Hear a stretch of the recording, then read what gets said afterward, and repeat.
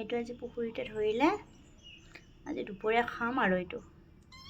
এই মাছখিনি কাটি মেলি ধুই ল'লোঁ একদম ধুনীয়াকৈ। এইকেইটা জিকা লৈ লৈছোঁ, আজি জিকাৰে বনাম, ইয়াতে আলু নিদিওঁ আজি। জিকাখিনি এনেকৈ বাকলি গুচাই ল'লোঁ, এতিয়া মিহি মিহিকৈ ইয়াক কাটি ল'ম। এইখিনি জিকা এনেকৈ কাটি ল'লোঁ মই মিহি মিহিকৈ কৰি। এইখিনি পিঁয়াজ আৰু এটা জলকীয়া লৈ লৈছোঁ আৰু একো নিদিওঁ। কেৰাহী গৰম হৈছে, ইয়াতে মই তেলখিনি দি মাছখিনি ভাজি ল'ম। মাছখিনি ধুনীয়াকৈ ভাজি ল'ম।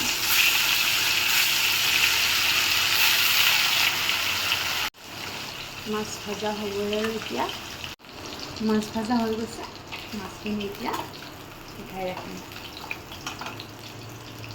এয়া মাছ ভাজা হৈ গ'ল।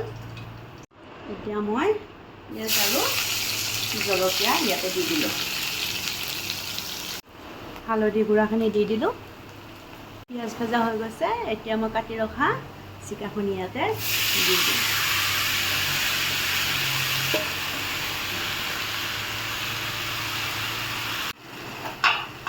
লাৰি দিম।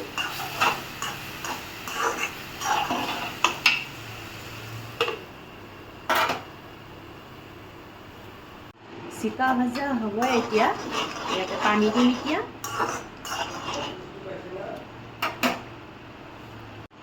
ইয়াতে পানী দিলোঁ।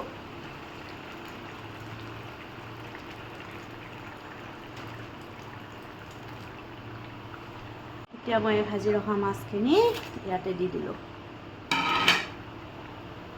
এতিয়া নিমখখিনি দি দিলোঁ।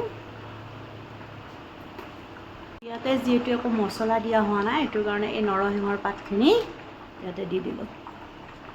এই মোৰ আঞ্জা ৰেডি হ'লে আৰু আপোনালোকেও এনেকৈ খাই চাবচোন। আৰু গৰমত বেছি মছলা খোৱাটো ভাল নহয়, এই নৰসিংহ পাত দিলেই হৈ যায়, ধুনীয়া গুণ এটা ওলায়। এই আঞ্জা ৰেডি।